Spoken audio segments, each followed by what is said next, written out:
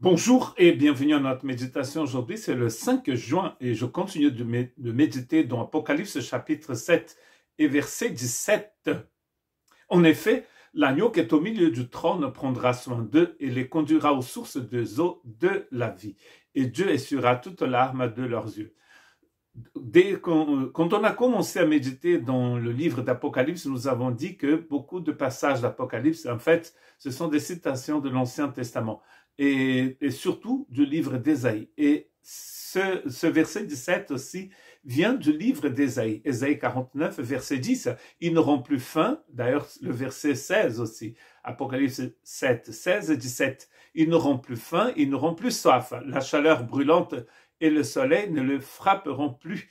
En effet, celui qui a compassion d'eux sera leur guide et les conduira vers les sources d'eau. Donc vous voyez, c'est Jean, il est en train de citer finalement ici, le texte est en train de citer une promesse écrite à peu près 7 siècles avant Jésus-Christ.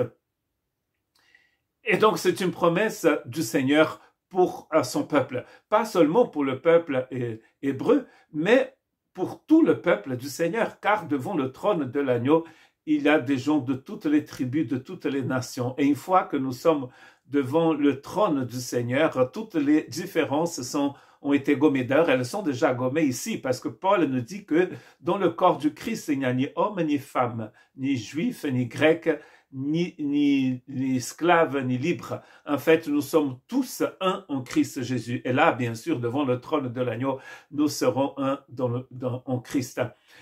Cette l'eau ici, dans les Écritures, représente bien sûr la vie éternelle.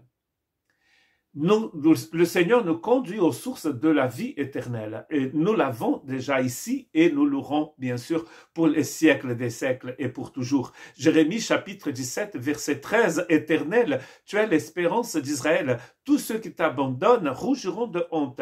Ceux qui se détournent de moi seront inscrits sur la terre, car ils ont abandonné la source de vive qu'est l'Éternel. Éternel est la source de vive. Il n'y a pas de vive qui ne vienne pas de l'Éternel. Et pendant ces méditations qui vont durer plusieurs jours, peut-être 2 semaines, nous allons méditer sur la source d'eau vive. Et ici, c'est clair que d'abandonner la source de vive, c'est vraiment de tirer une balle dans la tête, c'est de mourir finalement. Il n'y a pas de vie en dehors du Seigneur ici. C'est pour ça qu'il dit, Jérémie est en train de dire, ceux qui se détournent du Seigneur, c'est d'ailleurs Dieu qui parle par la bouche du prophète, seront inscrits sur la terre car ils ont abandonné la source d'eau vive qu'est l'Éternel. Donc abandonner la source de vive, c'est vraiment une folie. Et il commence en disant que le Seigneur est l'espérance d'Israël. Nous pouvons dire que le Seigneur est notre espérance. Et depuis que le Christ est venu, cette eau coule du trône de Dieu pour tous les peuples. Dans Zacharie 14, versets 8 et 9, encore une prophétie messianique. Ce jour-là, de l'eau vive sortira de Jérusalem et coulera une moitié vers la mer morte, l'autre moitié vers la Méditerranée. Cela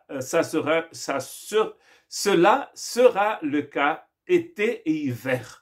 L'Éternel sera le roi de toute la terre. Ce jour-là, l'Éternel sera le seul Éternel et son nom sera le seul nom.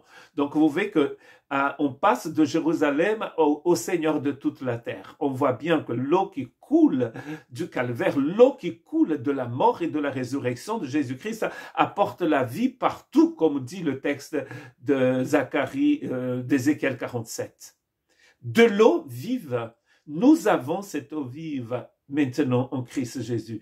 Et de l'abandonner, de le laisser, de ne pas vraiment la considérer, de ne pas faire de cette eau la personne la plus importante de notre existence, c'est de la folie.